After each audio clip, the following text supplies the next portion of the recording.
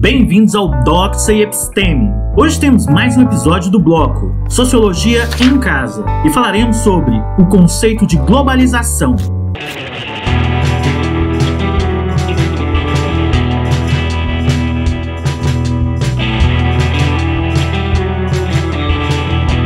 O sociólogo inglês Anthony Giddens definiu a globalização como a intensificação de relações sociais mundiais que ligam localidades distantes, de modo que acontecimentos locais são influenciados por eventos ocorridos a muitas milhas de distância e vice-versa. Isso é, com a globalização, as coisas que ocorrem em um lugar do mundo influenciam cada vez mais o que acontece em outras partes do mundo.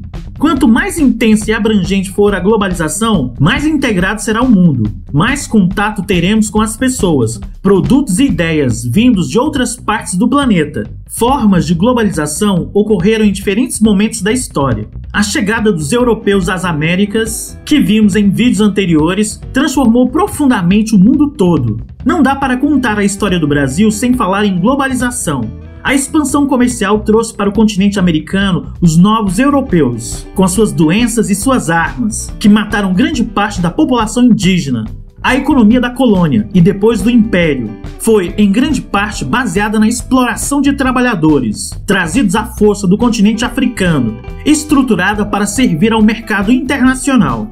Nas últimas décadas do século XX, a globalização acelerou esse processo, que continua até hoje. O comércio mundial se desenvolveu imensamente, e regiões com grandes populações, como a China e a Índia, passaram a participar de maneira intensa dessa atividade. Muitos países reduziram os impostos sobre produtos importados, inclusive o Brasil, o que inundou o cotidiano da população com produtos fabricados em outros países, de alimento a computadores. Mas a globalização vai muito além disso. Alguns produtos são feitos de tal forma que fica difícil definir a sua nacionalidade. É perfeitamente possível que a roupa que você está usando agora tenha sido desenhada nos Estados Unidos e produzida na Ásia, com matérias-primas vindas da África. Você já pensou nisso? Pense em quantas coisas importantes na sua vida vieram de lugares muito distantes. Por exemplo, é provável que a maioria das pessoas que você conhece, talvez você mesmo, tenha crenças religiosas que se originaram no Oriente Médio, como o cristianismo, o judaísmo e o islamismo, ou talvez da Ásia, como o budismo, ou tenha forte influência africana, candomblé, umbanda. Os produtos que você consome também vêm de diversas partes do mundo. Basta olhar na etiqueta ou no rótulo, onde foram fabricadas e procurar esses países no mapa. De alguma maneira você está estabelecendo uma relação com quem fabricou esses produtos. Pessoas com culturas e valores que provavelmente são diferentes dos seus. Você talvez seja muito mais globalizado do que pensa.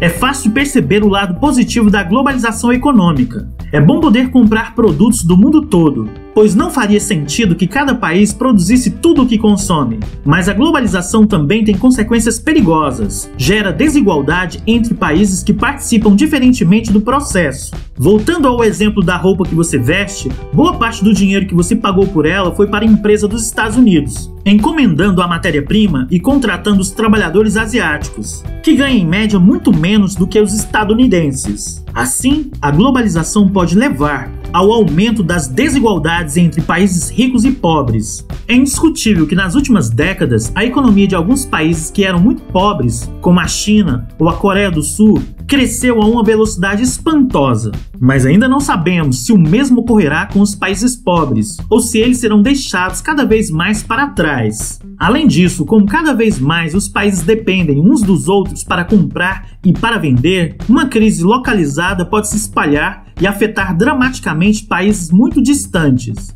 Em 2008, por exemplo, uma crise profunda, a maior em 70 anos, começou nos Estados Unidos, o país mais rico do mundo.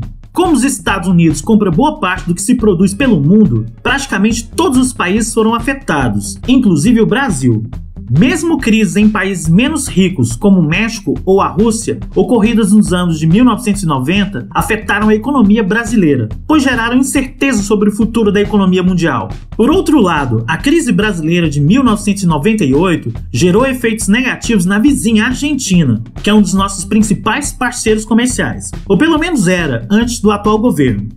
A globalização não é apenas econômica. Na esfera cultural, artistas e estilos originados em um país influenciam cada vez mais artistas e estilos de outros países. Movimentos religiosos, alguns deles fundamentalistas, conquistam adeptos em diferentes países. O crime ganhou dimensões inéditas. O tráfico de droga é uma rede com ramificações no mundo todo. O esporte tornou-se extremamente globalizado. Na equipe do Internazionale de Milão, que conquistou a Liga dos Campeões em 2010, nenhum dos jogadores titulares era italiano. Vários, aliás, eram brasileiros. Também no caso do futebol, a desigualdade de riqueza entre os países produz efeitos. Afinal, há muito mais jogadores brasileiros atuando na Itália do que jogadores italianos no Brasil. E boa parte dos fenômenos culturais globais é comercializado por empresas localizadas em países ricos. Nas últimas décadas, tornou-se clara à comunidade internacional outra questão: os problemas globais, que não podem ser resolvidos por um só país e afetam grande parte do mundo. O caso mais óbvio são as ameaças ao meio ambiente. Se os automóveis nos Estados Unidos ou as fábricas da China emitem gases poluidores na atmosfera, essa poluição não afeta o clima apenas nos Estados Unidos e na China, mas no mundo todo. Se o Brasil ou a Indonésia destroem as suas florestas, o mundo inteiro sofre os impactos dessa destruição. Finalmente, há a presença cada vez mais ameaçadora das redes criminosas internacionais, até mesmo com a expansão das antigas máfias nacionais, como a italiana, a russa e a chinesa, para outros países. Com isso, torna-se evidente a necessidade de que os países cooperem entre si em mais de uma frente: o combate ao crime. A crescente importância dos problemas globais coloca uma questão importante: quem é responsável por resolvê-los? Não há um governo do mundo, não há um Estado global. Podemos contar que cada país vai fazer sua parte para resolver os problemas globais? E se cada país preferir deixar que os outros resolvam? Essas questões estão entre os mais importantes desafios políticos modernos. Você já pensou nisso?